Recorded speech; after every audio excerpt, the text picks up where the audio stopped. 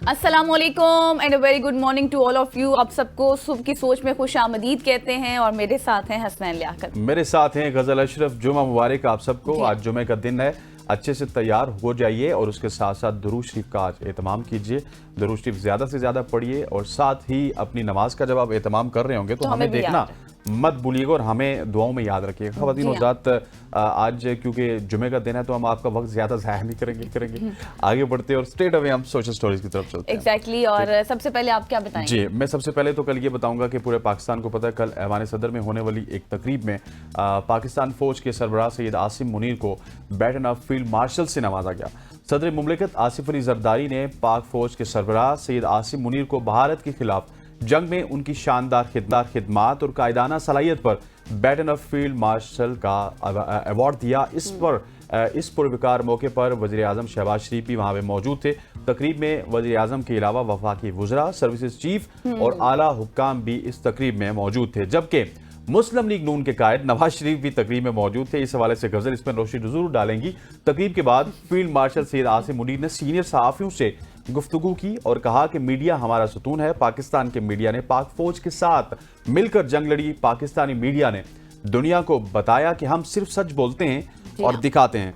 Field marshal Syed Asim Munir ने कहा कि पाकिस्तानी मीडिया के किरदार को पूरी दुनिया सराहा है और हमने साबित किया कि हम मादरे वतन का दिफा करना जानते हैं। एग्जैक्टली। और उन्होंने कहा कि मीडिया हमारा फख्र है और उन्होंने हमारे साथ भरपूर जंग भी लड़ी है।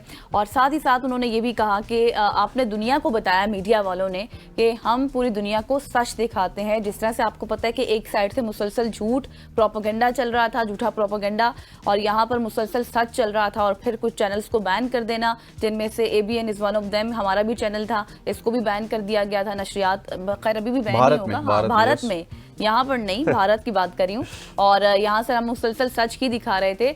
और इसके साथ साथ जो आप बात कर रहे थे नवाज शरीफ के हवाले से, वो उनके ऊपर, मियाँ साहब के ऊपर तनकीद बहुत है इस वक्त के। उन्होंने कोई भी ट्वीट नहीं किया। जब हम जीत गए, हमें जब जंग में कामयाबी मिली, तो उसके बाद एक ट्वीट आया और उससे पहले कोई भी ट्वीट नहीं किया गया उनकी जानिब से। लेकिन खैर इसके ऊपर बहुत बात हो रही है, टॉक शोज में भी तनकीद भी हो रही है। लेकिन नवाज शरीफ साहब की तरफ से कोई ट्वीट वगैरह नहीं आया। लेकिन लेट्स सी कि लेकिन ये जुबान ज़द आम है कि मियाँ साहब अगर वहाँ पे चले गए थे, तकरीब अच्छी थी, फील्ड मार्शल बने हैं आसिम मुनीर साहब, लेकिन मियाँ साहब वहाँ पे भी बड़े हमें धीमे धीमे लगे।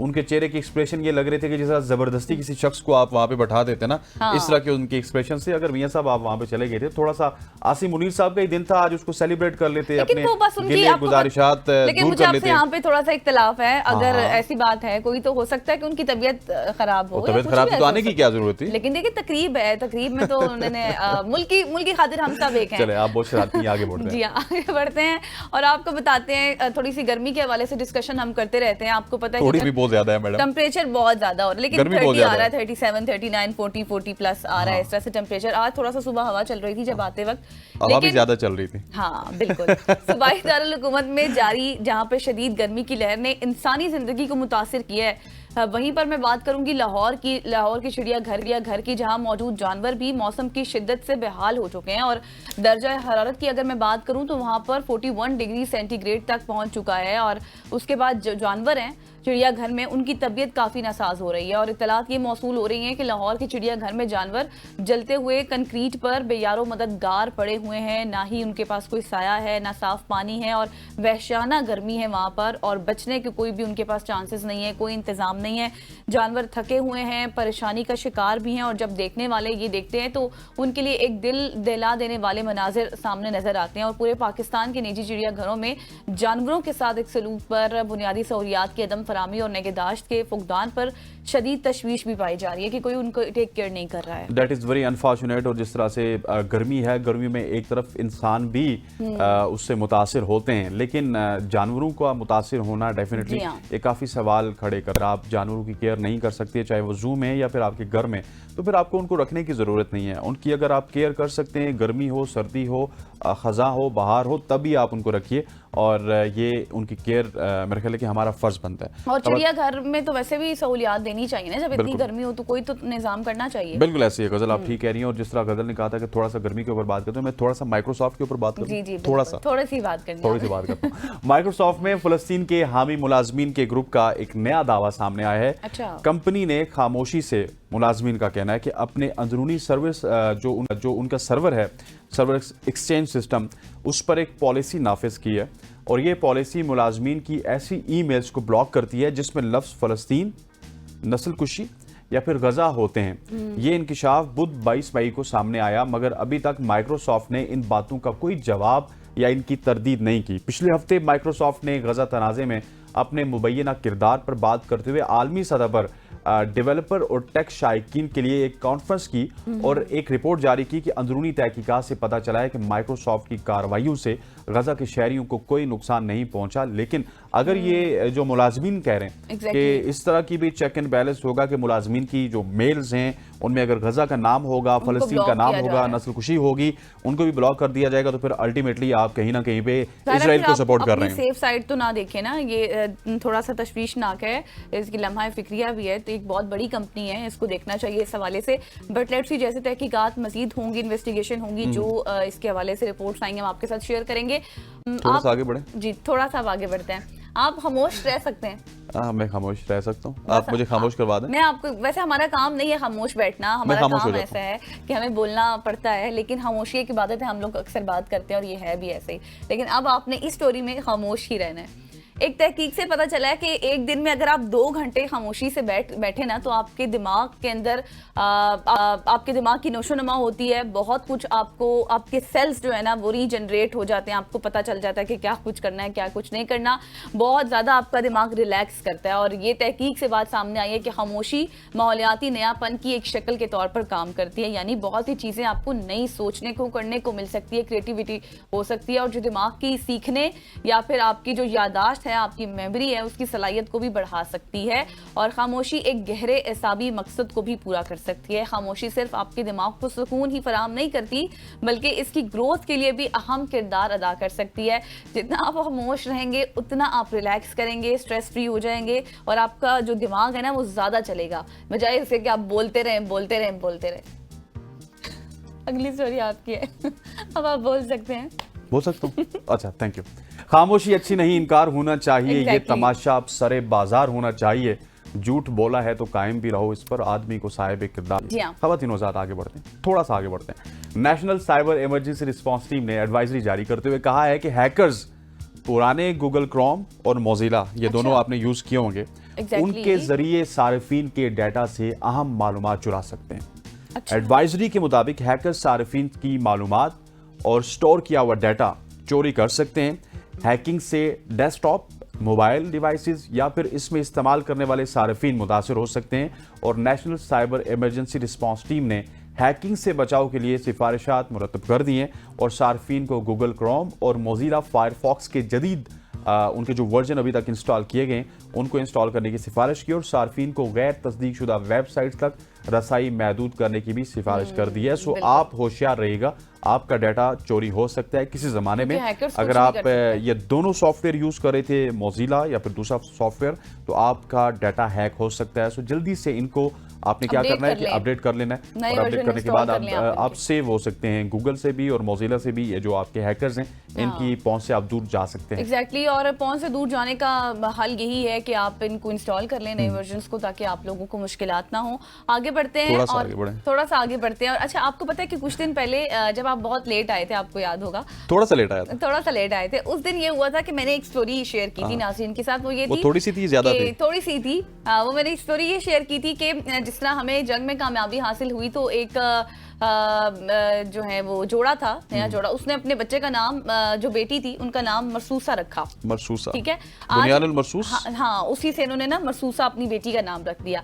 आज मैं आपको जो स्टोरी बताऊंगी वो ये है कि गैर मुल्की मीडिया की रिपोर्ट्स के मुताबिक अमेरिकी सदर ट्रंप की जानिब से शाम पर आयद पाबंदियों में नरमी की गई है, और उसके बाद शाम के सुबह हमसे ताल्लुक रखने वाले एक जोड़े ने अपने नौमौलूद बेटे का नाम ट्रंप अहमद अल सौफ रख दिया। मतलब ये नाम रखा है अल-सतोफ नाम रख दिया है। हाँ, अल-सतोफ नाम रखा है। और ये जो नौमौलूद के बच्चे के वालिद हैं, उनका कहना है कि हमने बहुत लंबे अरसे तक तकलीफें बर्दाश्त की हैं। अब अमरीकी सदर की जानिब से शाम पर जिस तरह से हमें रिलीफ मिला है, पाबंदियां जो है वो खत्म की गई हैं, नरमी की गई है, तो मुस्तकबिल में चीजें बदल भी जाएंगी। और डोनाल्ड ट्रंप ने गुज़श्ता दिनों में जो दौरा किया था, दौरा मशरिक़ वुस्ता के दौरान शाम पर कई साल साइद पाबंदियां खत्म करने का हुक्म दिया था और शामी सदर अहमद अल शरा से मुलाकात भी की थी। और फिर उसके बाद इन पेरेंट्स ने अपने बच्चे का नाम ट्रंप रख दिया है। तो इस तरह के नाम आप देखें कि आपको कितने ज्यादा मिलने को मिल रहे हैं। क्या बात है गजल, ये स्टोरी तो आपने बहुत ही मजे की बताई। मैं समझता हूँ कि थोड़ी सी नहीं बल्कि ज्यादा होती तो ज्यादा बेहतर था। ख़वातीन औज़ात, ये थी आज की हमारी सोशल स्टोरीज। यहाँ पे वक्त हो जाता है थोड़ी सी ब्रेक का। ब्रेक लेते हैं, वापस आते हैं। स्टे विद अस।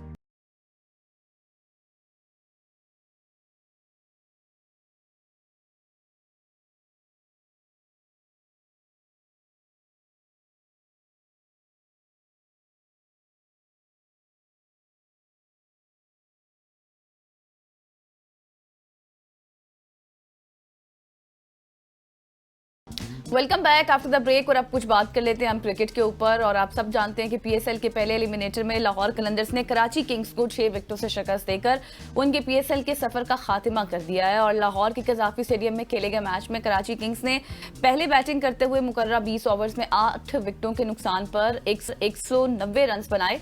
लाहौर कलंदर्स ने फखर जमान और अब्दुल्ला शफीक की जारहाना इनिंग्स की बदौलत मतलूबा हदफ 18.4 ओवर्स में 4 विकेटों के नुकसान पर हासिल कर लिया। और पाकिस्तान सुपर लीग के दूसरे क्वालिफायर में आज लाहौर कलंदर्स और इस्लामाबाद यूनाइटेड मध्य मुकाबल होने वाले हैं। जीतने वाली टीम फाइनल में कोयटा ग्लैडिएटर्स से टकराएगी। अब देखना यह है कि कौन जीतेगा। बिल्कुल ऐसी है, देखना यह है कि कौन जीतेगा। और इसी तमाम इशू पे बात करने के लिए, मैच के ऊपर बात करने के लिए हमारे साथ मौजूद है कराची से बदियुज़्ज़मान साहब।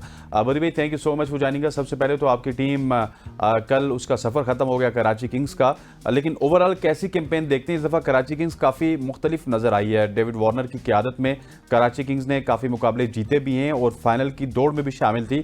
कैसा देख रहे हैं कराची किंग्स की कैंपेन को? देखिए, खास तौर पर अगर आप देखें दोनों का मैच, तो रवायती अरीब के तौर पर आमने सामने हमेशा से होते हैं, चाहे वो कराची में मैच हो या लाहौर में मैच हो। यहाँ पर अगर आप बहुत सारे लोग बात करते हैं कि एडवांटेज लाहौर को था क्योंकि होम उनका था। देखिए, सिर्फ शायकीन क्रिकेट की सपोर्ट तो आपको होती है, लेकिन जो पिचेस हैं, जो मैदान है, वो सबके लिए एक है। क्योंकि यहाँ पर जो भी परफॉर्म अच्छा करता है वही जीतता है, जिसकी प्लानिंग अच्छी हो वही टीम जीतती है। तो मेरे ख्याल में जो टॉस जीतकर जो कराची ने बैटिंग की है, वो थोड़ा सा मुझे लग रहा है कि उन्होंने थोड़ी सी गलती की है, क्योंकि यहाँ वो चेस पिछले जितने मैच हुए अगर आप देखें तो उन्होंने चेस बड़े अच्छे अंदाज से किया है। तो यहाँ अगर वो बैटिंग लाहौर को दे देते तो यकीनी तौर पर जो है वो कराची के लिए नतीजा मुख्तलिफ होता। यहाँ एक और चीज भी है कि जो कराची की टीम है वो ज्यादातर जो है कॉर्नर प्ले पर जो है वो इन्हिसार कर रही है। आपने देखें, जिम विल्स रन करते हैं, फिल एलन करते हैं या फिर डेविड वार्नर रन करते हैं, तो इनकी टीम आगे जाती है। सिर्फ एक खुशदिल शाह जो है वो कराची की तरफ से रन कर रहे हैं। इरफान खान नियाजी आप देखें, उसने बिल्कुल भी उसके पूरे इवेंट में एक आध मैच के अलावा तो यहाँ जो प्लानिंग थी वो लाहौर की ज्यादा अच्छी थी, जिसकी वजह से लाहौर की टीम ये जीती है। और लाहौर ने बड़ी डिसिप्लिन बॉलिंग की, जिसमें शाहिनशाह अफरीदी को तो मार पड़ी, लेकिन आप नीचे देखें आगे हारिस रऊफ ने बड़ी अच्छी बॉलिंग की है, फिर नईम को इन्होंने ओवर दिए हैं, नईम ने बड़ी अच्छी बॉलिंग की है। तो एक टीम प्लानिंग के साथ खेले हैं लाहौर, तो जीते। सही। अच्छा बदी भाई, मुझे बताएं कि अब्दुल्ला शफीक की इनिंग्स को आप कैसा देखते हैं? बड़ी बर्क रफ्तार से इनिंग्स खेली है उन्होंने। बिल्कुल, अब्दुल्ला शफीक ने जिस तरीके से बैटिंग की है, उसने मैच को जो है वो एक तरीके से जो है कराची से छीन लिया था। 35 बॉलों पे 65 रन करना, और एक ऐसे प्लेयर जिस पर बार बार तनकीद होती रही है कि ये T20 का प्लेयर नहीं है, लेकिन उसने इस इवेंट में भी साबित किया कि वो प्लेयर अच्छा है। लेकिन मसला सारा यही होता है कि आपके बाद जो कोचेस बैठे होते हैं, जो दूसरे लोग बैठे होते हैं, उनको सारा सिखाना पड़ता है कि भाई तुम बहुत अच्छे हो, क्योंकि जिस तरीके की वो बैटिंग करता है उसके पास हर शॉट है। आप देखें, वो एक्स्ट्रा कवर बड़ा अच्छा मारता है, वो कट बड़ा अच्छा मारता है, सीधे शॉट बड़े अच्छे खेलता है। तो मेरे ख्याल में फखर जमान ने ऊपर जो बैटिंग की, बड़ी जबरदस्त बैटिंग की उन्होंने, जो है वो एकदम पावर प्ले में अच्छा खेला। फिर नईम जल्दी आउट हुए, लेकिन उसके बाद अब्दुल्ला शफीक की बैटिंग ऐसी थी कि वो लाहौर को ले आई। फिर पेरेरा ने बड़ी अच्छी आगे 30 रन की खेली। फिर उनका जो राजा बसगा था, उसने बड़ी जबरदस्त बैटिंग की। तो मेरे ख्याल में टीम प्लानिंग थी जिसकी वजह से ये मैच। अच्छा बदी भाई, मुझे ये बताइएगा कि लाहौर कलंदर की टीम की अगर बात की जाए तो ये अपनी बॉलिंग की वजह से जाने जाते थे। इसमें शाहीन, हारिस, जमान खान, राशिद खान, सिकंदर रजा मौजूद होते थे। लेकिन क्या वजह है कि इस पूरे सीजन में लाहौर की जानिब से कोई बॉलर भी उभर के सामने नहीं आया और शाहीन और हारिस की अपनी परफॉर्मेंस भी बहुत डाउन नजर आई हैं। बिल्कुल आप सही कह रहे हैं कि पूरी जो इवेंट है उसमें ज्यादातर बॉलर्स को जो खासतौर पर हारिस राउफ ने बॉलिंग अच्छी नहीं की। सिर्फ एक आध दो मैच ऐसे आप कह सकते हैं कि उसने अच्छी बॉलिंग की। शाहिनशाह अफरीदी ने विकेट जरूर लिए लेकिन थोड़े से महंगे साबित हुए। लेकिन जहां आप कह रहे हैं ना कि इस पीएसएल में आपको कोई नया लड़का सिर्फ एक और सिर्फ कह रहा हूँ कि अली रजा की सूरत में ही मिला है। बाकी आपको कोई इस पीएसएल में टैलेंट नहीं मिला। वही पुराने खिलाड़ी जिन्होंने परफॉर्म किया, जिसमें हसन अली थे, हुसैन तलत थे, साहबजादा फरहान थे, वो परफॉर्म करते हुए आए। तो वही जो है वो लड़के आगे उन्होंने टीम में भी आए। लेकिन कहने का मकसद ये है कि आपकी जो पीएसएल होती है 10 साल मुकम्मल हो गए इसको, तो पीएसएल में से आपको वो टीम लड़के निकालने होते हैं। देखिए ऑलराउंडर आप निकालेंगे तो आपके आगे T20 में काम आएंगे। अब बाबर आजम आपके पास नहीं है, फिर रिजवान आपके पास नहीं है, शाहिनशाह अफरीदी आपके पास नहीं है। तो ये चीजें जो है वो आगे देखें, आपने एशिया कप खेलना है, वो T20 है, फिर आपने जो है वर्ल्ड कप खेलना है, तो आपको प्लानिंग करनी पड़ेगी। ये नहीं कि हम 1-1.5 महीने पहले 2 महीने पहले जो है टीम बना रहे हो कि ये जो है एशिया कप खेलेंगे, ये फाइनल जो T20 वर्ल्ड कप खेलेंगे। तो मेरे ख्याल में आपको एक प्लानिंग के साथ चलना होगा, क्योंकि पिछली जितनी भी आप हसनैन भाई देखेंगे, हम जो क्रिकेट खेलते हुए आ रहे हैं, वर्ल्ड कप वनडे का हो, वर्ल्ड कप T20 का हो, एशिया कप हो, ट्राई नेशन सीरीज हो, उसके अलावा न्यूजीलैंड का सीरीज हो, हम हारते हुए आ रहे हैं। पीएसएल का कोई तो फायदा होना चाहिए कि आपके पास ऐसा टैलेंट आए जो T20 में पाकिस्तान को जो है वो अच्छा प्लेयर मिले। सही हो गया। बदी भाई आपने बिल्कुल ठीक कहा कि एक प्लानिंग के साथ चलना होगा, लेकिन फ़खर जमान के हवाले से आपकी क्या राय है? आपको लगता है कि जिस दिन वो ना चले तो फिर लाहौर की बैटिंग उनको बर्दाश्त करेगी?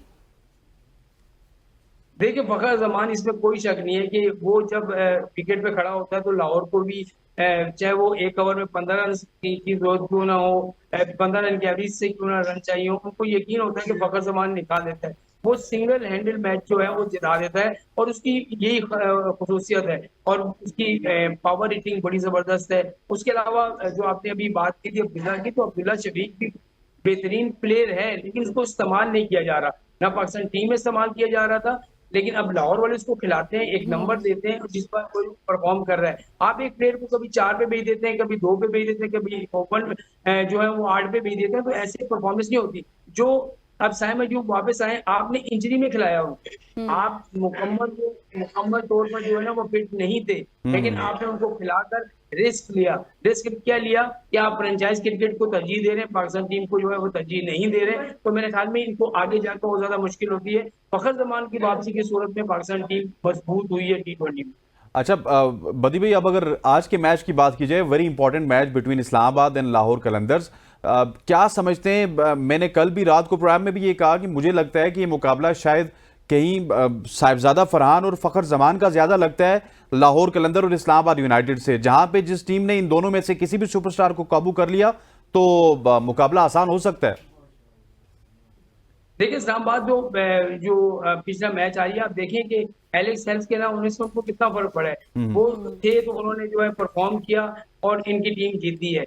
तो साहबजादा फरहान ने भी 50-52 रन किए थे। तो ये आप बिल्कुल सही कह रहे हैं कि एक तरफ फखर जमान होगा, एक तरफ साहबजादा फरहान होगा। लेकिन साहबजादा फरहान और फखर जमान में जमीन आसमान का फर्क है।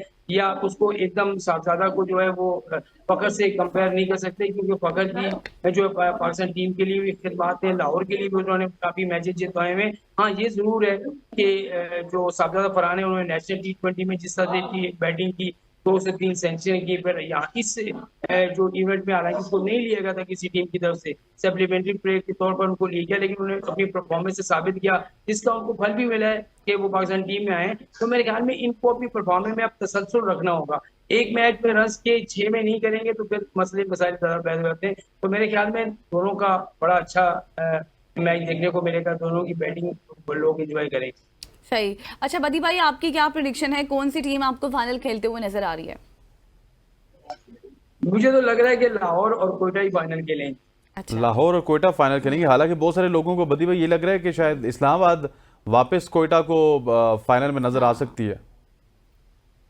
नहीं देखिए, मैंने जो कल जो लाहौर की टीम प्लानिंग देखी है, वहाँ उनकी जो जिस तरीके से उन्होंने अपने प्लेयर्स को यूज किया है, जिस तरीके से उन्होंने बॉलिंग चेंजिंग की है, जिस तरीके से उन्होंने बैटिंग ऑर्डर को संभाल किया है, तो मेरे ख्याल में कप्तानी भी एक नजर आई है। शाहीन ने कप्तानी बहुत अच्छी की है। आप देखेंगे उसकी कप्तानी की वजह से 2 PSL भी जीता लाहौर। उसके बाद उनकी परफॉर्मेंस भी मुसलसल अच्छी कर रही है। तो मेरे ख्याल में मैं ये तो मेरी अपनी राय है, तो हो सकता है आप इस्लामाबाद में रहते हैं तो आपकी राय ये हो कि इस्लामाबाद की टीम जीते, लेकिन मैं कहता हूँ कि लाहौर की टीम फेवरेट। बिल्कुल। अच्छा, लेकिन एग्जैक्टली। लेकिन मुझे लगता है कि आप इस्लामाबाद के डाटा को भूल गए हैं। मैं मैंने कहा इस्लामाबाद के डाटा को आप भूल रहे हैं। डेटा देखें, ये उस डाटा दिन की बहुत है मदी भाई, डाटा क्रिकेट बहुत है। है, एक दिन की T20 की क्रिकेट है, एक दिन की।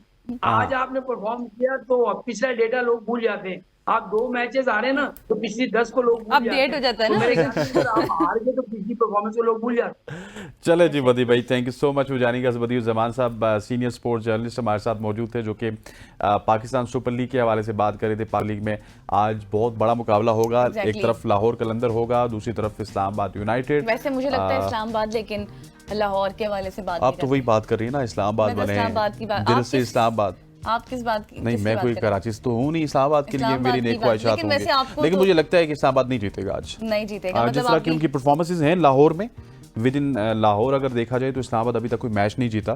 तो उसको देख के मुझे लगता है कि लक फैक्टर शायद इस्लामाबाद के साथ हालांकि ना हो। इस्लामाबाद स्टार्ट में बहुत अच्छा खेल रही थी वैसे। एग्जैक्टली। खवातीन और हज़रात, यहाँ पे वक्त हुआ चाहता है एक शॉर्ट सी कमर्शियल ब्रेक का। ब्रेक लेते हैं, वापस आते हैं। Stay with us.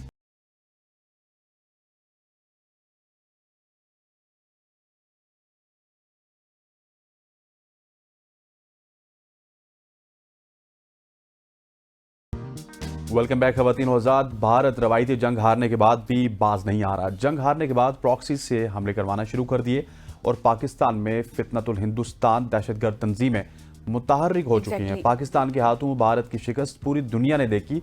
Donald Trump के अलावा हर बैनुल-अक़वामी इदारे या फिर बड़ी शख्सियात से इसका जिक्र भी हुआ और उनकी मुलाकात के बाद भी हमें ये पता चल रहा है कि ये तमाम तर चीज़ें पाकिस्तान के हक़ में ही गई हैं।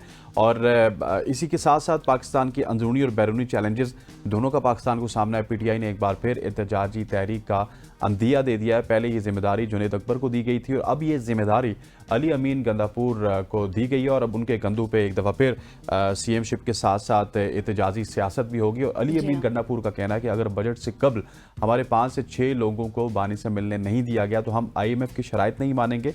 और बानी तहरीके इंसाफ की ऑलरेडी आर्मी चीफ के हवाले से जो फील्ड मार्शल बने, उनकी तरक्की पे भी वो खुश नजर नहीं आ रहे हैं। एग्जैक्टली। और अली अमीन गंडापुर ने कल क्या कहा एग्जैक्टली, वो आपको सुनवाते हैं पहले।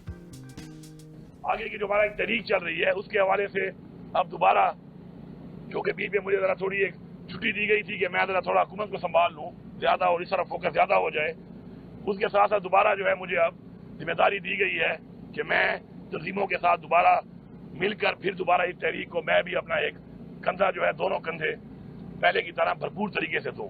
तो इंशाल्लाह वो भी हुक्म खान साहब का आ गया है मुझे अब इसका, तो इंशाल्लाह देखेंगे कि आने वाले बहुत कम दिनों में ही दोबारा हमारी जो तहरीक का जो हमारा टेम्पो है इंशाल्लाह वो भरपूर तरीके से फिर। सही जी। तो ये आपने सुना कि अली अमीन गंडापुर साहब ने क्या कहा है और इसी सारी सूरत हाल पर बात करने के लिए हमें ज्वाइन कर चुके हैं अली बुखारी साहब। सर बहुत शुक्रिया आपके वक्त के लिए। सबसे पहले तो ये बताएं कि हम देख रहे हैं कि दहशतगर्दी एक बार फिर से सर उठा रही है और ऐसे में PTI का तहरीक का ऐलान करना, इंदिया देना, क्या ये दुरुस्त अमल होगा आप समझते हैं?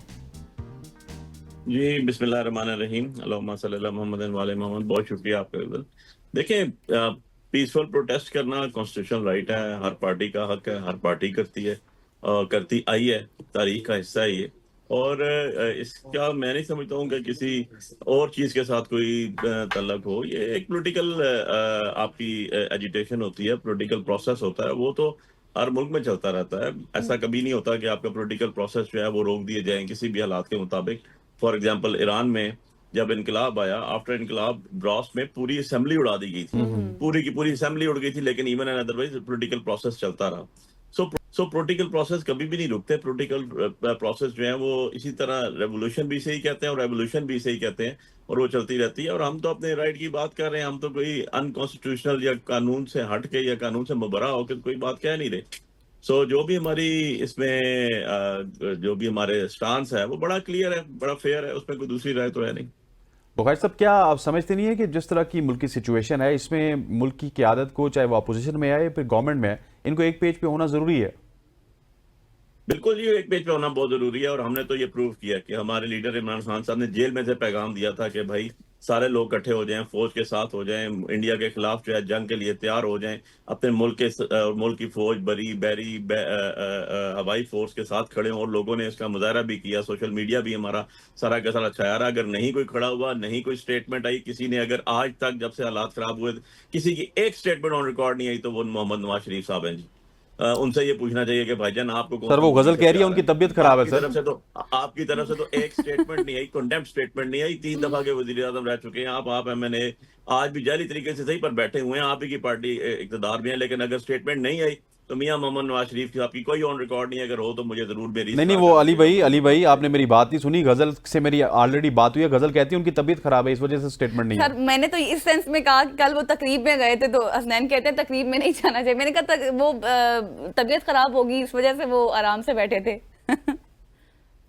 देखिए, अब मैं तो आपको यही बता सकता हूँ कि हम तो पाकिस्तानी है यार। हमारा तो पाकिस्तान के साथ एफिलिएशन है, हमारी जानी माली खूनी वाबस्तगी है पाकिस्तान के साथ, हमारी आइडेंटिटी पाकिस्तान है। हमने जीना मरना यहाँ है, ना ही हम बाहर हमारी कोई जायदादें हैं, ना ही हमारे भाई को अजीज़ो कारब है, रिश्तेदार हैं।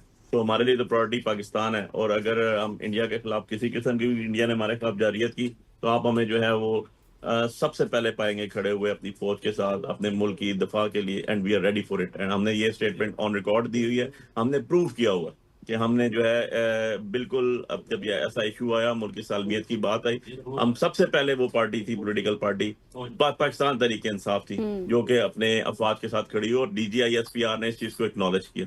उन्होंने सारी पॉलिटिकल पार्टीज का, उन्होंने यूथ का, उन्होंने जो है सोशल मीडिया का, सबका बहुत शुक्रिया अदा किया। ये रिकॉर्ड का हिस्सा है। सही। लेकिन अली साहब, हम देख रहे हैं कि एक तनकीद का सिलसिला भी जारी है। जो अलीमा खान साहिबा हैं वो भी कल कह रही थी कि खान साहब कहते हैं कि उनको बादशाह होना चाहिए था। एक तरफ PTI बात भी उन्हीं से करना चाहती है, दूसरी तरफ ये तनकीद, थोड़ी सी कंफ्यूजन है, समझ नहीं आ रही।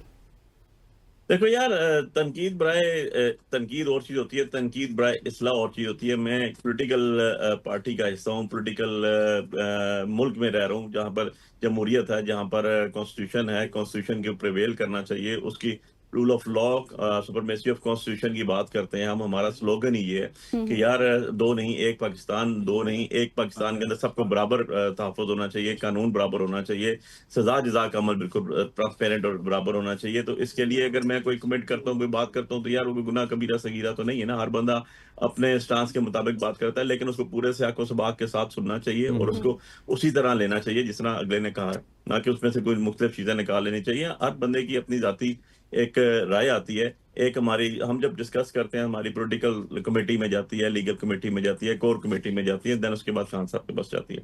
सो बात यह है कि फिर उनके तरफ से जो भी डिस्कशन होती है, एक डिस्कशन, हेल्दी डिस्कशन का हिस्सा होती है जो भी चीज आती है। बाकी स्टेटमेंट्स तो आती रहती हैं। स्टेटमेंट्स तो मैं अगर आपको कहूँ तो मुझे याद है वो स्टेटमेंट भी मोहम्मद नवाज शरीफ साहब की जो खलाई मखलूक से उन्होंने स्टार्ट की थी। तो बहुत भयानक पास्ट है इनका, बहुत भयानक माजी है इनका, जो इन्होंने 97 में किया, जो मुशर्रफ साहब के बारे में इनकी स्टेटमेंट्स थी, बहुत ही भयानक किस्म की स्टेटमेंट्स थी। इवन जो पीपल्स पार्टी की जियाउल्लाह के खिलाफ स्टेटमेंट्स थी, वो शायद मैं वो अल्फाज भी नहीं अदा कर सकता हूँ जो वो यूज करते होते थे। तो जब इनको लग जाती है, जब इनको लगती है तो इनको दर्द होता है, जब हमें लगती है। नहीं, वो बुखारी साहब, सॉरी मैं थोड़ा सा इंटरवीन करूंगा। स्टेटमेंट्स तो आपकी भी बड़ी खतरनाक थी फजल रहमान साहब के हवाले से सर। हाँ, देखिए, फजल रहमान साहब एक पॉलिटिकल पार्टी का हिस्सा है, वो एक पॉलिटिकल जमात है। हम भी पॉलिटिकल जमात है। पॉलिटिकल पार्टीज, पॉलिटिकल जमात एक दूसरे के बारे में जरूर राय रखती हैं, डिफरेंट रखती हैं। लेकिन एक बात आपको बता दूं, with subject to confirmation of the record, मौलाना साहब का पहला नाम अगर किसी ने डिस्ग्रेसफुली यूज किया तो ख्वाजा आसफ ने असेंबली में यूज किया। हमने नहीं किया, हमने वो फॉलो किया। आप देख लें, शीरी मजारी साहबा के खिलाफ सबसे पहले अगर किसी ने डिस्ग्रेसफुल वर्ड यूज किया assembly floor of the house के अंदर, तो वो मुस्लिम लीग नून थी। सो ये इनका वतीरा रहा, ये अभी से नहीं, इनकी हिस्ट्री रही है। ये नुसरत भुट्टो, बेनजीर भुट्टो साहबा के बारे में जो कलमात यूज करते थे, शायद मैं आपके प्रोग्राम में दोहरा भी नहीं सकता हूँ। जो इन्होंने कैरेक्टर असैसिनेशन की, वो आपने चौधरी निसार अली खान साहब का एक इंटरव्यू सुन लीजिएगा कि फतवे लेने से लेके कहाँ कहाँ तक ये गए। सो बात यह है कि अगर वो इकट्ठे हो सकते हैं, जो पीपल्स पार्टी और जो नून लीग है, जिन्होंने कल के जरदारी को दुश्मन 10 आज के साल अंदर दोस्त, रखा, आज हमने के नहीं रखा। दुश्मन। जिन्होंने जरदारी बिल्कुल। साहब की जुबान काटी, जिन्होंने बेनजीर भुट्टो के ऊपर इल्जामात दर इल्जामात लगाए, जिन्होंने कहा हफ्ते में 6 दिन होते हैं, 6 दिन तारीखें भुगताओ, इनको जगह जगह रुसवा करो, बड़ा भाई कह रहा है फुल डोज दे दो, ठीक है, ये सब इनकी काम है। जिन्होंने सुप्रीम कोर्ट के ऊपर पथराव किया, कुर्सियां मारी, जिन्होंने जाके चीफ जस्टिस के लिए बैग लेकर गए और कोयटा से नया चीफ जस्टिस ला के बिल्कुल बैठा दिया, बिल्कुल जिन्होंने कदम एतमाद किया, जिन्होंने जिनके बारे सर, में अब मैं आपके कह दूं सारे- आज अली भाई, आज आप अच्छे मूड में, लेकिन आज हमारे पास वक्त खत्म हो गया। Thank you so much Ali Bukhari साहब, हमारे साथ मौजूद है, पाकिस्तान तहरीक इंसाफ के सीनियर रहनुमा है अली बुखारी साहब। आज मैंने थोड़ा सा छेड़खानी उनके साथ की आज सर ने सारा कुछ फजल रहमान गिनवाना साहब के था। हवाले से, तो उन्होंने सारा कुछ गिनवा दिया। बिल्कुल। अब दिनों रात यहाँ पे वक्त हो जाता है। यहाँ पे एक शॉर्ट सी कमर्शियल ब्रेक का, ब्रेक के बाद जब वापस आएंगे तो हम बात करेंगे कुछ ऐसे टॉपिक्स के हवाले से। कुछ बड़े दूर से लोग हमारे साथ मौजूद Exactly. होंगे जो कुछ कर रहे हैं, कुछ फ्लाइट्स पे बैठे हैं, कुछ इस तरह के लोग हैं। लेकिन ये क्या कहते होते, आपको पहली बुझवाना चाहता हूँ ताकि आप कुछ ना हाँ, कुछ आप सोचते तो रहें। सोचें कि ऐसे कौन से लोग होंगे। अपने जाएं, ब्रेक में काम कर लें, वापस आएं और वापस आके फिर हमें देखेंगे ऐसे कौन से हमारे पास खास मेहमान होंगे। मिलते हैं Stay with news us. Break के बाद।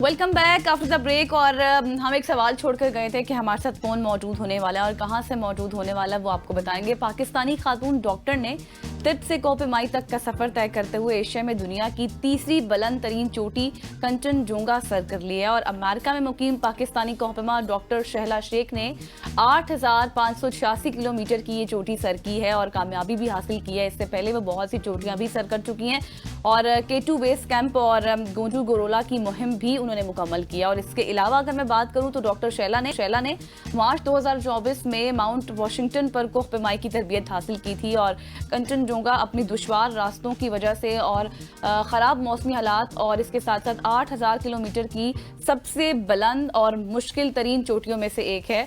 और इसके साथ साथ आपको ये भी बताएं कि अब उनके मजीद क्या प्लान्स हैं, वो क्या सर करने वाली हैं। और मज़े की बात हुई, उन्होंने अपनी बेटी के साथ जो है वो ये छोटी सर की, उनसे पूछे Exactly. कैसे एक्सपीरियंस रहा। बिल्कुल ऐसी है। डॉक्टर शैला शेख हमारे साथ मौजूद हैं। Shaila, thank you so much for joining us. सबसे पहले तो आई एम वेरी इंटरेस्टेड कि आप अपने ये जो डॉक्टर से कोपेमाई तक का सफर है, ये सबको ये बताइएगा कैसे कि change हुआ? कैसे हुआ, क्योंकि शैला किडनी स्पेशलिस्ट हैं, किडनी के हवाले से इनकी अभी भी चीजें चल रही हैं। अच्छा, मैं सोचूं कि सब कुछ छोड़ चुकी है, छोड़ लेकिन चुकी हैं, पैरेलली लेकिन नहीं। वो अपनी वो मरीजों को भी देखती हैं, पेशेंट्स को भी देखती हैं, साथ साथ कोपेमाई खुद भी अपनी करती हैं, जिंदगी भी enjoy कर रही हैं। जिंदगी भी एंजॉय कर रही हैं। सफर कैसे स्टार्ट हुआ डॉक्टर साहिबा?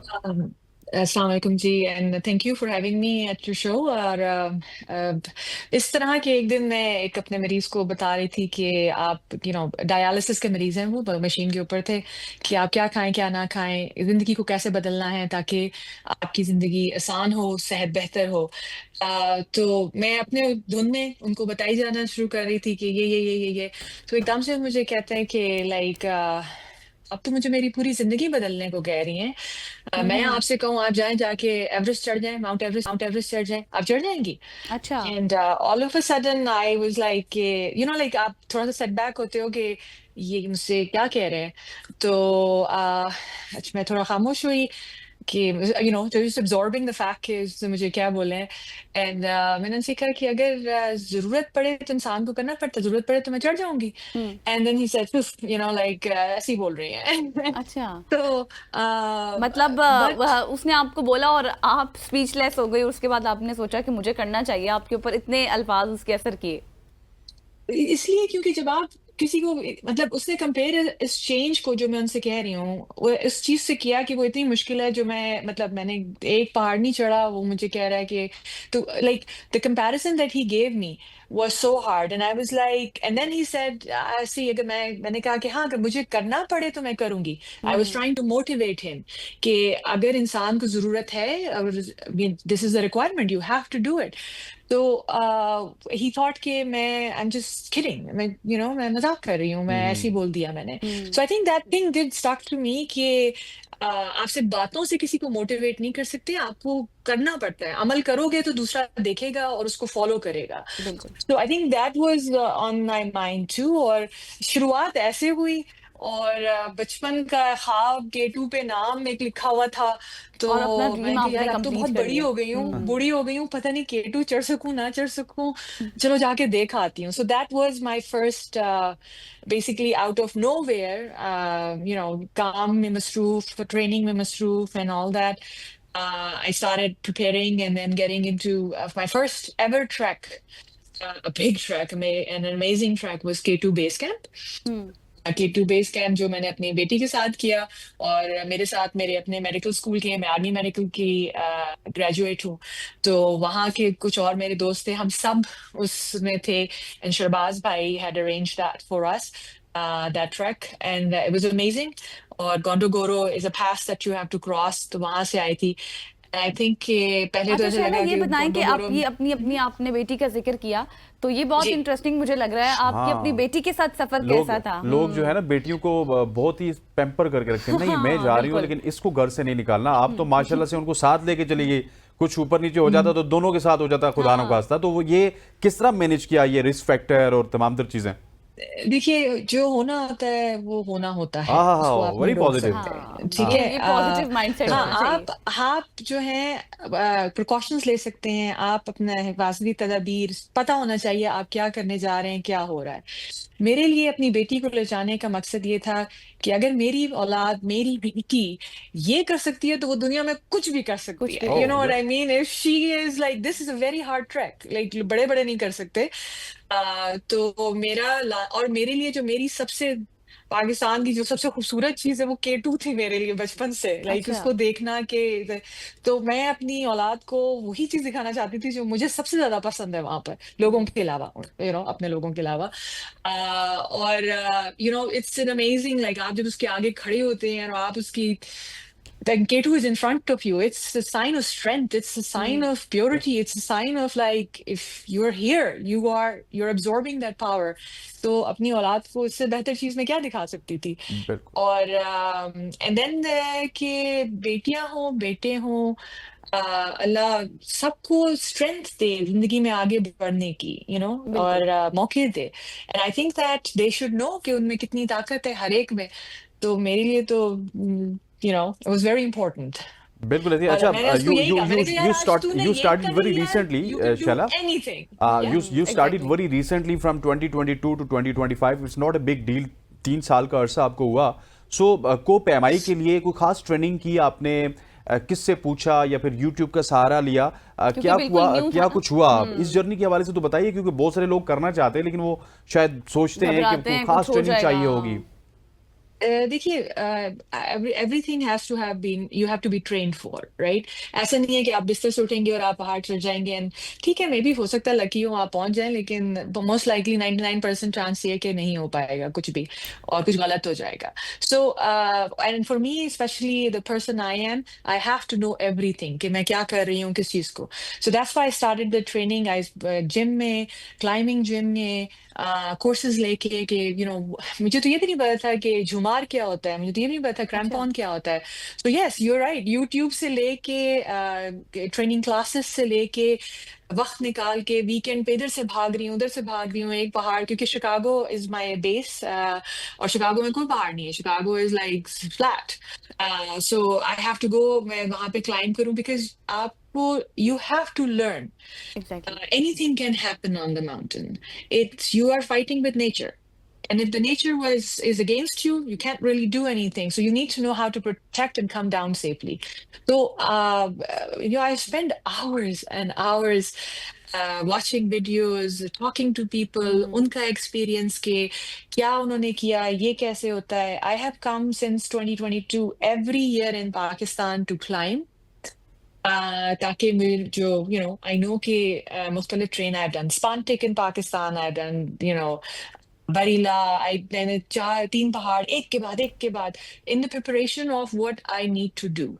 So you have to have a clear vision of what you want आपने करना है, और उसके बाद आप उसके बारे में रिसर्च करें. रिसर्च के बगैर कुछ नहीं होता, और उस रिसर्च पे फिर अमल करें. बिल्कुल उसको एग्जैक्टली. सीखें. शैला, आपने कहा कि रिसर्च करनी चाहिए हर चीज़ की, इसी से आप हाँ सीखते जी. भी हैं.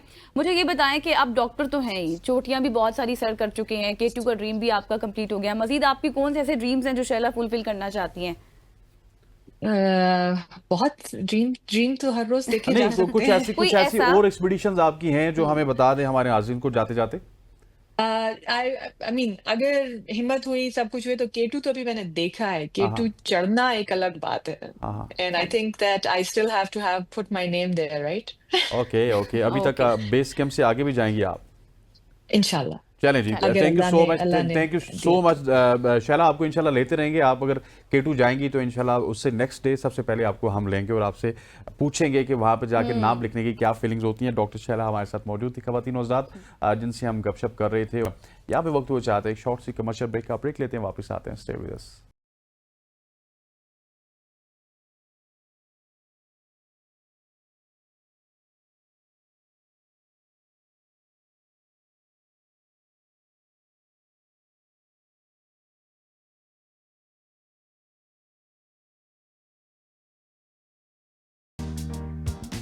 Welcome back after the break. और अब बहुत ज़बरदस्त सेगमेंट है, क्योंकि आपको पता है कि आज के दौर में बुग्स, हसद इतना ज़्यादा बढ़ चुका है कि किसी की खुशी राह से नहीं आती है। और हजम नहीं अपने होती। एग्जैक्टली और अपने इर्द गिर्द अगर आप किसी को हंसता मुस्कुराता हुआ देख लें तो आप ये कहते हैं कि यार ये क्यों हंस रहा है। और फिर आपको पता है कि काला जादू की अगर हम बात करें तो फिर बंदिशों की बात करें तो वो भी होती हैं, काले जादू भी होते हैं, क्योंकि हमारे नबी पर भी हुआ। और इनके पीछे क्या मुहर्रिकात होते हैं, किस तरह से लोग करवाते हैं, और कैसे कोई शख्स किसी को घर जो है उजाड़ने में, या फिर आप ये कहें कि किसी का कारोबार ख़त्म करने के लिए काले जादुओं का सहारा लेता है। और क्यों हम किसी के आप ये कहें कि बुक्स में इतना गिर जाते हैं कि हम किसी पर तावीज़ या फिर काले जादू तक पहुंच जाते हैं, और उसके असरात कैसे एक आम आदमी को बर्बाद कर देते हैं।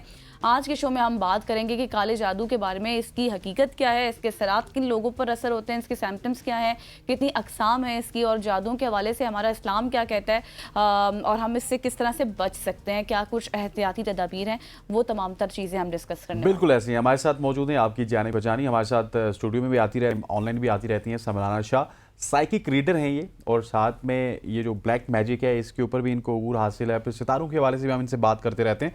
लेकिन सबसे पहला सवाल समराना आपसे ये है कि काला जादू तो एक हकीकत है, इस हवाले से हम बात करेंगे, लेकिन नाजरीन को सबसे पहले ये बताइएगा कि आप इसकी प्रिवेंशन किस तरह से कर सकते हैं, वो कौन कौन से प्रिकॉशंस हैं जो आप ले सकते हैं कि आपके ऊपर काला जादू किया ही ना जा सके। बिल्कुल जी, ब्लैक मैजिक तो अब मुझे लगता है कि बहुत ज्यादा, जिस तरह से बुखार और इस तरह की चीजें है ना, इसी तरह से ब्लैक मैजिक भी जो है वो बहुत एक आम सी या मामूली सी बात हो गई है। हाँ, ये जरूर है कि प्लीज आप जो है वो इससे बच सकते हैं। अगर आप इससे बचना चाहते हैं तो जो प्रिकॉशंस हैं इसके, हम वो ये कह सकते हैं कि आप किसी से खास तौर पे किसी अनजान पर्सन से मीठी चीज लेके बिल्कुल भी आप अवॉइड करें। मीठी चीजों पे ज्यादा जो है वो मैजिक या ब्लैक मैजिक जो है वो ज्यादा स्पेल होता है। उसके अलावा जी, ये जो दादियां नानियां पहले के दौर में कहती होती थी कि बाल खुले छोड़ के, बाल मत आप खुले फेंको मत, ठीक है। नेल्स जो है वो आपका डीएनए है, बाल आपका डीएनए है, ब्लड आपका डीएनए है, ठीक है। जो कपड़े आप पहनते हो, अपने पहने हुए कपड़े आप किसी को प्लीज मत दें। तो ये अगर आप सारी एहतियात कर सकते हैं तो आप ब्लैक मैजिक से कहीं ना कहीं आप बच जाओगे। सही हो गया। तो समराना, ये तो आपने बताया कि हम बच कैसे सकते हैं, लेकिन अब जिनके ऊपर ये काला जादू हो जाता है उनको क्या करना चाहिए, वो किस तरह से बच सकते हैं? अच्छा जी, इसके ना जो है सिम्टम्स होते हैं। अच्छा, ज्यादातर क्या है कि लोगों को पता ही नहीं चलता, वो वेरीफाई नहीं कर सकते। उनको लगता है या तो ये कोई डिजीज है या कोई मेंटल डिसऑर्डर है, जो कि नहीं पता चलता। इसको जो है बेसिकली वेरीफाई करना ना बहुत मुश्किल है, लेकिन उसके भी मैं आपको चंद इकदाम बता देती हूँ कि जिस इंसान पे ब्लैक मैजिक होता है, एक तो वो ड्रीम्स उसको बड़े जो है वो डरावने आएंगे। दूसरा, वो बंदा पानी एक जो है ना वो पावरफुल सोर्स ऑफ एनर्जी है, वो नहाएगा नहीं। वो आप 10 दिन 15 दिन वो बिल्कुल पानी के करीब भी नहीं जाएगा।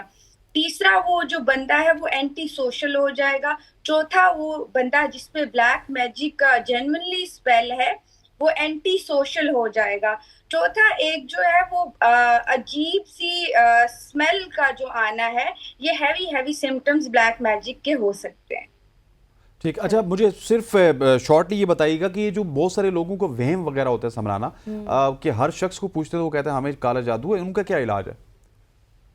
अच्छा, बिल्कुल ऐसा है जी, क्योंकि 99% लोग जो मेरे पास भी केसेस आते हैं, बिकॉज मैंने इस पे प्रॉपर स्टडी की हुई है and I am the only one जो इस चीज पे काम कर रही हूँ, क्योंकि मोस्टली आप मौलवी के पास ही जाओगे या किसी ऐसे बंदे के पास, तो साइकोलॉजिकल इश्यूज भी बिल्कुल सेम होते हैं, वो एंटी सोशल हो जाते हैं और जो है वो मेंटली अगर ज्यादा देर तक आप बीमार रहे हो तो भी आपको ये सिम्टम्स आ सकते हैं। अगर आपकी बॉडी में वाटर का इंटेक ज्यादा नहीं है तो भी जो है वो आपका ब्रेन जो है वो आपको इस तरह के मैसेजेस देना शुरू कर देगा और आपको लगेगा कि आप पे ब्लैक मैजिक है। उस सूरत में प्लीज आप किसी साइकोलॉजिस्ट या कंसल्टेंट के पास जाएं ताकि वो आपको वेरीफाई करके बता दें। सही हो गया, ये बात तो अब हमें समझ आ गई और देखने वालों को भी। मुझे समराना ये भी बताएं आखिर में कि ये जो तावीज़ वगैरह लोग करते हैं या फिर करवाते हैं, आप क्या समझती हैं, इनके हवाले से क्या राय आप लोग देते हैं? और ये तावीज़ और काले जादू में कोई डिफरेंस होता है? तावीज़ अलग होता है, काला जादू अलग होता है? काला जादू, क्योंकि कुछ लोग तावीज़ों पे भी बहुत ज्यादा वो करते हैं ना एतबार। बिल्कुल जी, बिल्कुल ऐसा तावीज़ बड़े लोग पहनते हैं और तावीज़ का ये होता है कि किसी का चलो थोड़ा अगर आपने नुकसान करवाना है या कुछ इस तरह से, क्योंकि ब्लैक मैजिक तो ये होता है ना कि आपने सुना होगा कि हांडी चढ़ा दी किसी बंदे की, हांडी चढ़ा दी मतलब आप इस हद तक चले गए कि आपने इतना बुरा स्पेल किया कि आपने उस बंदे की जान ले ली। अच्छा। हाँ, तावीज़ या इस तरह की चीजें जो छोटे मोटे इरिटेट करने के लिए, किसी का बिजनेस तबाह करना है, किसी की ब्यूटी को नुकसान पहुंचाना है, तो वो फिर जैसे होता है ना कि छोटे मोटे तावीज़ किसी बंदे से ले लिए जो कि वाकई स्पेल करता है, तो उस तरह से तावीज़ों का भी तावीज़ों का असर भी होता है। बिल्कुल, डेफिनेटली तावीज़ों का असर होता है, बिकॉज वो उन्होंने बाकायदा चैंट किया होता है, वो उस पर कुछ पढ़ा होता है या अमल किया होता है, या तो वो आपको मीठी चीज की सूरत में खिला देंगे या जो है वो थ्रू जिन्नात जो है वो आपके घर पे पहुंचा देंगे, या फिर जो है वो इसके और भी बहुत से तरीके हैं। ठीक हो गया Samrana, thank you so much for joining us. Samrana Shah हमारे साथ मौजूद थी जो कि ब्लैक मैजिक के हवाले से हमें बता ब्लैक मैजिक कितना ज़्यादा खतरनाक है, और समराना से हम गपशप करते रहेंगे और उसकी और भी गहराइयों में जाने की कोशिश करेंगे। यहाँ पे वक्त हो जाता है एक शॉर्ट सी कमर्शियल ब्रेक, ब्रेक लेते वापस आते हैं, स्टे विद अस।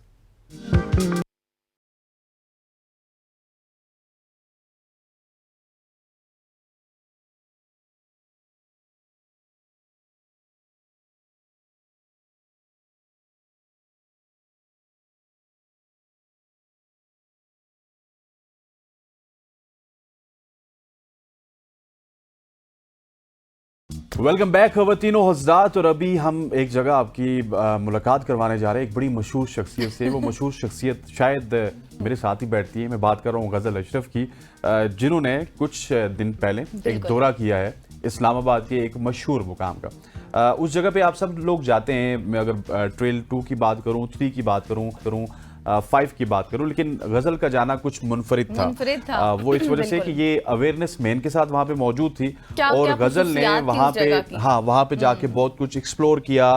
फिर गजल ने देखा कि कौन से जानवर ऐसे हैं, वैसे लोगों को बताएं। अच्छा, आसान रास्ते जो लोग मुश्किल रास्तों का इंतखाब कर रहे थे, मैंने उनको ऐसे ऐसे रास्ते बताए हैं कि वो याद करेंगे। गजल ने आपके लिए आसानी करने की पूरी कोशिश की है। फिर आपको वहां पे बताया कि कौन कौन से ऐसे जानवर हैं जो आपको वहां पे मिल सकते हैं, कौन से टाइगर्स हैं, शेर हैं या फिर कोई और देसी मुर्गे हैं, वो कहाँ पे आपको मिल सकते हैं। ये तमाम तर चीजें आपको गजल इस पैकेज में बताती हुई नजर आएंगे। सो गजल को ज्यादा बोलने का हम यहाँ पे मौका बिल्कुल नहीं देंगे क्योंकि गजल अगले 12-15 मिनट आपसे खिताब करेंगी। सो आइए चलते हैं और गजल की जानिब बढ़ते हैं। गजल आपको लिए चलेंगी ट्रेल 2 की डेंस फॉरेस्ट में या फिर गहराइयों में, जहां पे वो आपको सैर भी करवाएंगी और आपको एग्जिट भी बताएंगी, आसान रास्ते भी बताएंगी और जंगली जो जानवर हैं जो इस्लामाबाद में मौजूद हैं उस हवाले से भी बताएंगे। जी, तो ये है वो रास्ता जिस रास्ते का मैं अपने इंट्रो में जिक्र कर रही थी कि वो कौन सा रास्ता है जो आपको बताऊंगी कि जहाँ से आप ट्रेल 2 का आगाज़ कर सकते हैं दोबारा से नामने को घूमने के बाद। और ये है वो पर्सन अवेयरनेस मैन जिनको आप देखते रहते हैं, हमारे साथ स्टूडियो में भी मौजूद होते हैं। आज ये हमारे साथ ट्रेल 2 पर मौजूद हैं और क्या क्या डिफ़िकल्टीज़ होती हैं, वाइल्ड लाइफ को किस तरह की मुश्किलात होती हैं अगर फैमिलीज़ आ जाएं। वैसे तो ट्रेल 2 बहुत ज़्यादा सेफ है, लेकिन अगर इन केस कोई डिफ़िकल्टी हो जाती है तो देन किस तरह से उसको टैकल करना चाहिए, किस तरह से उसको काउंटर करना चाहिए, क्या कुछ सेफ्टी मेजर्स हैं, वो आज हम ट्रेल 2 का जब पूरा बाकायदा आगाज़ करेंगे तो अवेयरनेस मैन हमारे साथ होंगे और हमें बताएंगे। कैसे आप? अल्हम्दुलिल्लाह मैं ठीक हूँ, आप सुनाएं, आप ठीक हैं? जी अल्हम्दुलिल्लाह। आज आप हमारे साथ मौजूद हैं, कैसा लग रहा है? वैसे तो हम लोग स्टूडियो में होते हैं, बातचीत करते हैं, लेकिन आज आप हमें सारा कुछ बताएंगे कि वाइल्ड लाइफ को किस तरह की मुश्किलात का सामना होता है, ट्रेल 2 पे कौन कौन सी वाइल्ड लाइफ की जिंदगियाँ मुतासर होती हैं और किस तरह की चैलेंजिंग सिचुएशन होती है। जी बिल्कुल, ये 1.5 किलोमीटर का हमारा रास्ता होगा और ये आज मुझे इसलिए अच्छा लग रहा है कि आप लोग आज मेरे मेहमान हैं, आप लोग जंगल के मेहमान हैं। अब आप लोगों को पता चलेगा कि यहाँ पे हम कैसे काम करते हैं, जानवरों को क्या मुश्किलात है या हाइकिंग करने के क्या फ़ायदे होते हैं। हम चलते चलते ये हाइकिंग भी करेंगे और बातें भी करेंगे साथ। चलें तो फिर चलते हैं। चलें। अच्छा मंसूर साहब, ये ट्रैक जो इस वक्त मुझे नजर आ रहा है ना, काफी ट्रिकी मुझे लग रहा है और काफी कच्चा भी लग रहा है, तो यहाँ पर लोगों के जो आते हैं उनके लिए शूज बहुत ज्यादा ग्रिप वाले होने चाहिए ना, क्योंकि अक्सर लोग नॉर्मल शूज भी पहन के आ जाते हैं। बिल्कुल ऐसी यहाँ पे जो स्पेशल हाइकिंग के स्टोन हाइकिंग के हाइकिंग में कई तरह के शूज होते हैं, लेकिन हमारी ये स्टोन हाइकिंग है। अच्छा। स्टोन हाइकिंग वाले जो शूज है वो बहुत अच्छे होते हैं और वाटर प्रूफ भी हो तो अच्छा। स्टोन हाइकिंग वाले शूज पहन कर आना लाजमी है। जी बिल्कुल, क्योंकि देखिए पत्थर है ना, वरना पत्थर आपको चुभेगा, वरना वो ग्रिप नहीं होगी। ग्रिप नहीं होगी। और देखिए जब हाइकिंग में आप उतरते हैं ना तो लोग कहते हैं उतरना आसान है, लेकिन जब स्टीप से आप उतरते हो उतरना मुश्किल है। क्यों? आपका सारा जोर आपके पंजे के ऊपर होता है। एग्जैक्टली। कि लांटाना यहाँ पे एक श्रब है। अच्छा। ठीक है, वो श्रब ये है कि वो यहाँ की नेटिव नहीं है, वो 1960 की दिहाई में इस्लामाबाद में लेके आए थे डेकोरेशन के लिए, उसके फूलों का इस्तेमाल करने के लिए, लेकिन वो परिंदों के जरिए वो उसका इधर लिटर गिरा और यहाँ पे उसका बीज उग गया, जिसकी वजह से वो मार्गला में भी आ गई। उसको हम लोग ये करते हैं कि निकाल के बाहर फेंकते हैं। वो ये करती है कि क्योंकि वो यहाँ की नेटिव नहीं है तो वो अब कहती है कि मैं रहूँ, और बाकी दरख्तों के ऊपर चढ़ जाती है, जड़ी बूटियों को ख़त्म कर देती है और ज़मीन की ज़ख़ीज़ी को ख़त्म कर देती है। तो उसको हम निकाल के बाहर फेंक देते हैं ताकि यहाँ का रीजनरेशन का प्रोसेस होता रहे, क्योंकि वो कहती है कि मैं जानवरों को भी इफेक्ट करता है। जी बिल्कुल करता है। देखें जो ये डींगी का मच्छर है वो उसके अंदर पनाह लेता है। इसके अलावा अगर उसमें बेरीज लगती हैं, अगर कोई जानवर खा ले तो उससे बीमार हो सकता है, इंसान भी उससे बीमार हो सकता है। तो वो इसकी वजह से वो इन्वेसिव है और हम उसको निकाल के यहाँ से बाहर। कितने किलोमीटर का फासला हम तय कर चुके हैं? हमने 0.5 किलोमीटर का फासला कर लिया, तकरीबन 1 किलोमीटर हमारा रह गया है। अच्छा। और अब आप देखें कितनी अच्छी यहाँ पे ऑक्सीजन आपको मिल रही है, थकन का एहसास नहीं हो रहा। देखिए जब आप हाइकिंग करते हैं ना, उससे आपके खून की रवानी तेज हो जाती है। जब खून की रवानी तेज होती है तो वो आपको फ्रेशनेस की तरफ लेके जाती है। बिल्कुल ब्रीथ टेकिंग इस वक्त सीन मुझे नजर आ रहे हैं। मुझे 0.5 किलोमीटर आपने बताया ना, जी बिल्कुल कंप्लीट हो चुका है, लेकिन मुझे अभी तक कोई भी आप ये कहें कि डिहाइड्रेशन फील नहीं हुई है, कोई भी मेरी तबीयत। वैसे जब भी आप हमारे शो में आते हैं आपने हमेशा से एक बात की है कि यहाँ पर आप डिफरेंट किस्म के जो है वो जानवर भी देखते हैं, डिफरेंट किस्म के जानवर पाए जाते हैं और ऐसे यूनिक जिनको हम आम या डेली बेसिस पे नहीं देते, क्योंकि आपकी तो ये प्रैक्टिसेस हैं, आप डेली बेसिस पर स्टूडेंट्स को भी लेकर आते हैं, उनके साथ सफाई भी करते हैं, तो आपको देखते होंगे डिफरेंट किस्म के जानवर। तो अभी तक आपने कौन कौन से जानवर देख चुके हैं आप? देखिए यहाँ पे मैंने ब्लैक कोबरा देखा है, यहाँ पे मैंने सांप देखा है, ठीक है। इसके अलावा यहाँ मैंने बार्किंग डियर देखा है। बार्किंग डियर, उसको बार्किंग डियर इसलिए कहते हैं जब वो बोलेगा आपको लेगा इसे बार्क कर रहा है, अच्छा। तो बार्किंग डियर है। फिर हमारी यहाँ पे ग्रे गोराल बकरी थी, खैर वो तो लोग टिक्का बोटी बना के खा गए। अच्छा। इसके अलावा यहाँ पे मैंने हिमालयन कोयल देखी है, इंडियन फ्लाई कैचर देखा है, मैंने 6 फुट की मॉनिटर लिजर्ड देखी है। अच्छा। पहले मैं समझा कि कोमोडो ड्रैगन है, लेकिन नहीं, वो मॉनिटर लिजर्ड थी, काफ़ी बड़ी हो गई थी, लेकिन उसकी वजह बायोडाइवर्सिटी और इकोसिस्टम यहाँ का बहुत अच्छा है। ये जो मार्गलाइज नेशनल पार्क है ये मुनफरिद इसलिए है, वैसे तो और भी नेशनल पार्क हैं, सारे एक से बढ़कर एक है, सारे नंबर 1 है। मेन डिफरेंस क्या है इसमें बाकियों से? जी मेन डिफरेंस ये है कि देखिए यहाँ पे 600 से ज़्यादा पौधे, जड़ी बूटियाँ और झाड़ियाँ हैं। अगर आप अभी नज़र डालें ना अपने चारों तरफ, आप देखेंगे कि ग्रीन रंग के कितने शेड नज़र आ रहे हैं आपको। हाँ एग्जैक्टली, कई यानी कि 10-15 शेड ग्रीन रंग की तरह, जो बहुत ही रिफ्रेशिंग है और डिफरेंट है। तो यहाँ पे दरख्त, जड़ी बूटियाँ, झाड़ियाँ मिला के 600 से ज़्यादा उनकी इकसाम है, ठीक है। 350 तरह की यहाँ पे बर्ड स्पीशीज़ हैं, ठीक है। 38 यहाँ पे मैमल्स हैं, 32 रेप्टाइल्स हैं। क्या कोई इनका खास टाइम है सामने नजर आने का, या फिर एक्चुअल में ये चलते फिरते हमें नजर आ सकते हैं? देखिए इसमें से अक्सर नॉकटर्नल है। नॉकटर्नल वो एनिमल उसको कहते हैं जो दिन में सोता रहता है, सुस्त रहता है और शाम को एक्टिव होता है। अच्छा। उसके अंदर इनको हेड करता है लेपर्ड, तो लेपर्ड है वो भी शाम को एक्टिव होता है, इसलिए मना करते हैं कि लोग। लेपर्ड भी यहाँ पर आते हैं? जी यहाँ पे 8+ लेपर्ड है, और इस जगह से भी कई दफ़ा मैंने यहाँ पे उसके पब मार्क देखे हैं। अच्छा। पंजे का निशान वो यहाँ पे रहता है कि मार्गलाइज नेशनल पार्क उसका घर है, वो सारे मार्गला में फिरता है। 8+ यहाँ पे लेपर्ड रह रहे हैं और हंसी खुशी अपनी जिंदगी गुजार रहे हैं। अगर यहाँ पे कोई फैमिली आती है या फिर कोई ग्रुप आता है, फ्रेंड्स का ग्रुप आता है या कुछ भी, तो उनके साथ अगर इस तरह की हैपनिंग हो जाती है, कोई भी ट्रेजेडी हो जाती है, तो वो क्या टेक्निक्स अप्लाई कर सकता है, वो बताइएगा मंसूर साहब। देखिए, अगर लेपर्ड जो है सामने आ गया, सबसे पहले आपने उसकी आंखों में नहीं देखना। क्यों? अगर आप उसकी आंखों में देखेंगे तो उसकी साइकी के मुताबिक आप उसको चैलेंज कर रहे हैं और वो हमला करने की तैयारी करेगा। फिर अगर आप यूं भागेंगे पीछे की तरफ तो वो 65 किलोमीटर की स्पीड से भागता है, आपको आसान शिकार समझ के पीछे से हमला कर देगा। आपने पुरसकून रहना है, आपने खड़े रहना है, आपने यूं करना है, आपने यूं करना है। आपने अपनी बॉडी लैंग्वेज से ये जाहिर करना है कि आप उससे बड़े हैं और उससे आप डरे नहीं हैं। ठीक है? और पत्थर मारना, चीखना चिल्लाना ये नहीं करना आपने, क्योंकि अगर आप घबराएंगे ना, उससे वो जानवर भी घबराएगा, उस घबराहट में वो आपके ऊपर अटैक कर देगा अपने आप को बचाने के लिए। तो बस आप ऐसे खड़े हो जाएं, इंशाल्लाह 3 से 4 सेकंड में वो अपना रास्ता चेंज कर लेगा। और कई दफा ऐसा हुआ भी। फिर आगे चलते हैं और देखते हैं कि शायद हमें कोई लेपर्ड नजर आ ही जाए। इस वक्त मैं बहुत थक चुकी हूँ नीचे उतर कर, बट फिर भी मेरे अंदर इतना स्टैमिना है कि मैं मजीद जो है वो चल सकती हूँ, काम कर सकती हूँ। मुझे ये बताएं कि आपने पीछे आते हुए बहुत से ऐसे पॉइंट्स देखे जहाँ पर लिखा हुआ था खतरे का निशान, ध्यान से जाइए, एहतियात कीजिए। तो क्या ये वाकई बहुत ज़्यादा डेंजरस रास्ता है आगे? देखिए, वो वाइल्ड लाइफ वालों ने क्यों लिखा होता है, क्यों लगाया होता है? अक्सर रेड रिबन लगाया होता है, तो लोग पाकिस्तानी ये करते हैं कि रिबन को काट के जहाँ लिखा होता है कि नहीं जाना वहीं चले जाते हैं। देखिए, इसके पीछे बहुत सारी वजूहात होती हैं।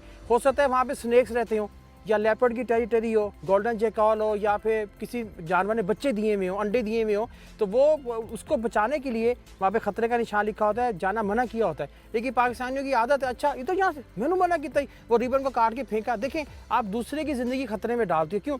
आपने रिबन हटा दिया, फेंक दिया, आप चले गए, इंजॉय करके चले गए, खुदा ना खासा कोई और बंदा वहाँ पर चला गया, उससे रिबन नहीं देखा, उसको किसी चीज़ ने काट दिया, तो फिर उसका कौन जिम्मेदार होगा? ठीक है, तो इस चीज़ का ख्याल करें, जहाँ मना है वहाँ ना जाया करें। तो ये इस वक्त आप देख सकते हैं कि यहाँ पर लिखा हुआ है 5 किलोमीटर मंसूर साहब। अब यहाँ पर 2 रास्ते हैं, एक लेफ्ट और एक राइट।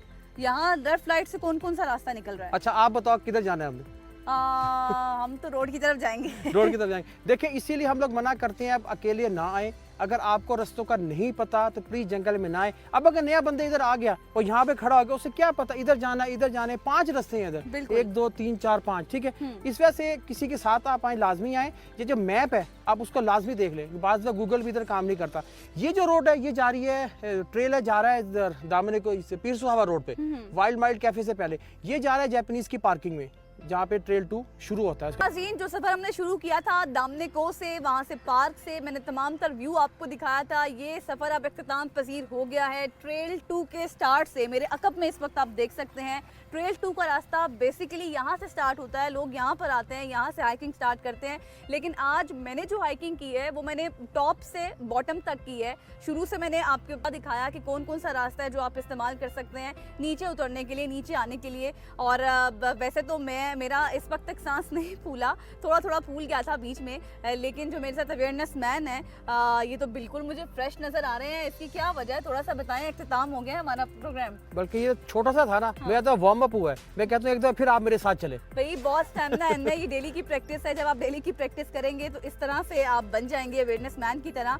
और अब वापस चलते हैं स्टूडियो और देखते हैं कि हसनैन से पूछते हैं कि उनको हमारा ये सफर कैसा लगा है। जी, तो हसनैन बताएं, मेरा आपसे मुझे तो बड़ा पसंद आया। आप ट्रेल 2 में मौजूद थी, ट्रेल 2 की सैर करवा रही थी, जंगल में मंगल आपने किया हुआ था और साथ अवेयरनेस मैन आपके मौजूद थे। अवेयरनेस मैन में वैसे बहुत कुछ बताया है जो मुझे भी पहले नहीं पता था। और हाँ, मुझे ऐसे लगता है कि ये इंसाइक्लोपीडिया है। जिस तरह क्रिकेट के ऊपर बहुत सारे लोग हैं, जिस तरह सियासत के ऊपर बहुत सारे लोग हैं, इसी तरह से अगर आप इस्लामाबाद की मारगला हिल्स की बात करेंगी तो वहाँ पे अवेयरनेस मैन आपको तमाम तर चीजें बताएंगे। कहाँ पे चीता है, कहाँ पे शेर है, कहाँ पे देसी मुर्गे हैं, ये तमाम तो चीजें उन्होंने एक्सप्लेन भी की हैं वैसे आपको। और उन्होंने कैसी कैसी ट्रिक्स बताई कि अगर आपके सामने लेपर्ड आ जाता है या कोई भी सांप आ जाता है तो उसके सामने आपने कैसा एक्ट करना है। उन्होंने बाकायदा एक्ट करके मुझे समझाया। वैसे उनकी टिप्स किताबी मुझे लगती हैं, बहुत टिप्स दे रहे थे। ये मुझे किताबी लगती है। जिस दिन उनके सामने लेपर्ड आएगा, चीता आएगा, शेर आएगा, उसके बाद उनसे पूछेंगे हाँ भाई किधर है। नहीं, वैसे उनके सामने आया, उन्होंने इस चीज का एतराफ किया। नहीं, जब तक हम अपनी आंखों से नहीं देखेंगे ना हम मानेंगे नहीं। मैंने नहीं देखा वहां पर मौजूद, लेकिन आया और उन्होंने ट्रिक्स बताई मुझे। चलें जी, गजल आपने बहुत इंजॉय किया और हमें भी इंजॉय करवाया। खवातीन वज़ात, आज की सुबह की सोच से इतना ही। मुझे गजल को और हमारी पूरी प्रोडक्शन टीम को इजाजत दीजिए। अगले मंडे को मुलाकात होगी, तब तक के लिए अल्लाह हाफिज।